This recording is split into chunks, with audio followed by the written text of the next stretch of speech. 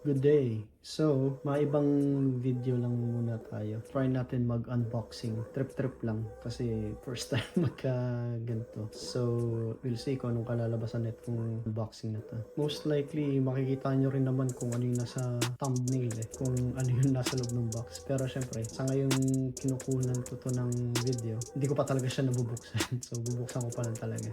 Pero yung sa thumbnail, syempre, naibig ko na lahat yung bagay-bagay. So, alam niyo na kung ano yung nasa loob.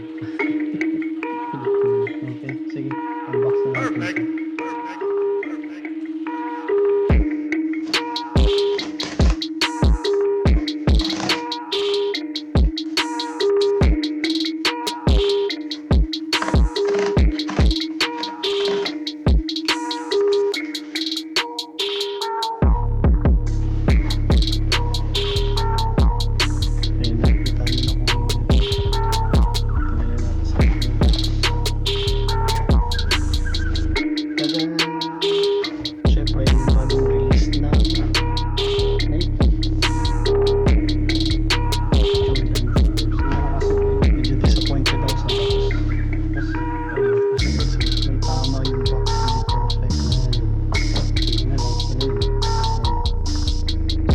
Today, we're going to unbox the Jordan 4 Toro Bravo na binalik nila from 2013. Let's see kung okay ba yung kinalabasan ng Jordan 4 Toro Bravo.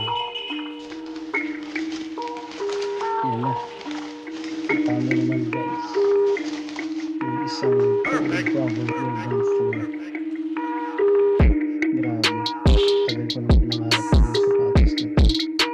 At ngayon lang nagkaroon ng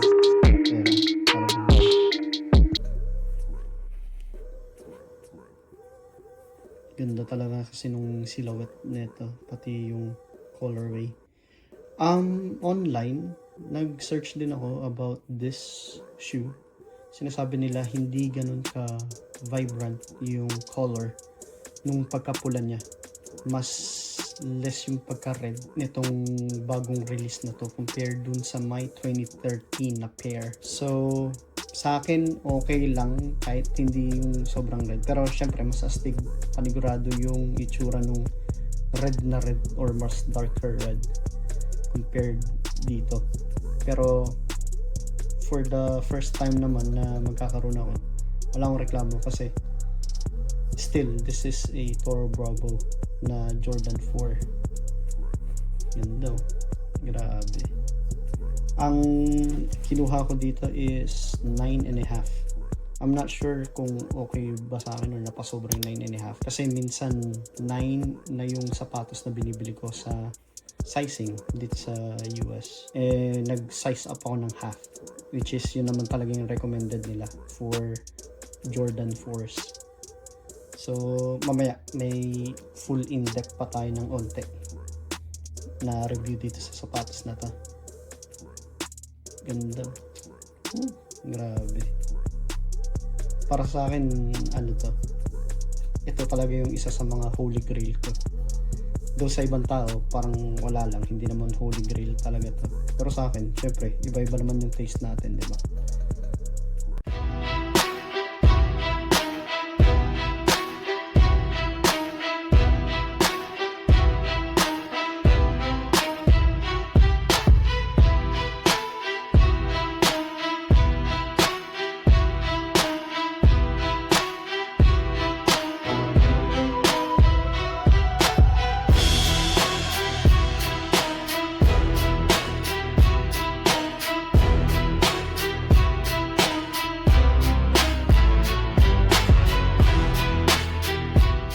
Yun nga, katulad nung sinabi ko kanina, 9.5 yung size na kinuha ko sa Jordan Retro Force na to.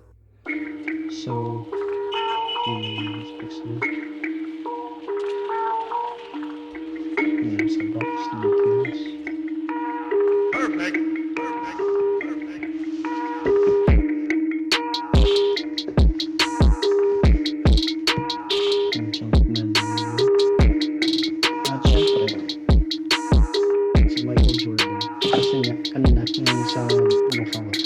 Meron silang ilang tissue paper na may pang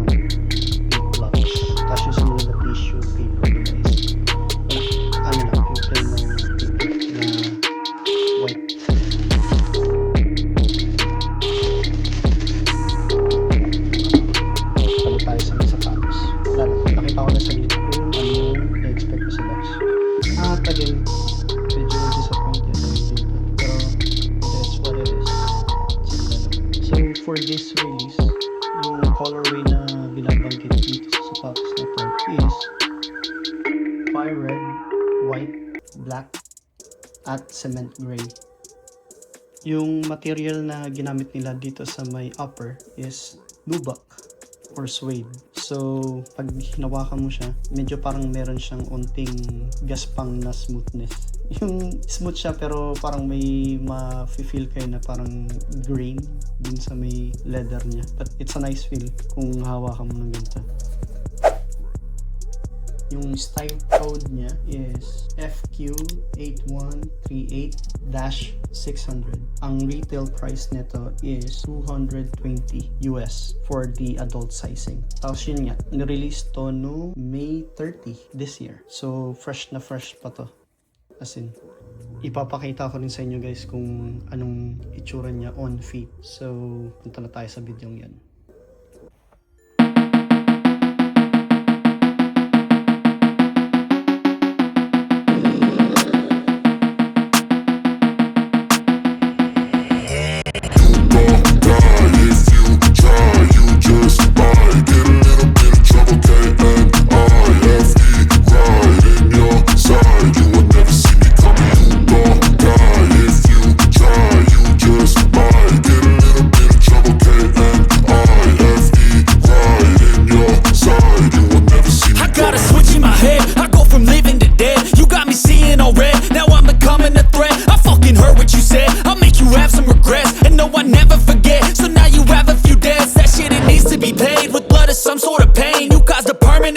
Which has determined your fate. I've never seen so clear. I feel the end and it's near. The day of reckoning's here. The sound of deafening fear. You won't die if you try. You just might get a little bit of trouble. K-N-I-F-E right in your side. You will never see me coming. You won't die if you try. You just might get a little bit of trouble.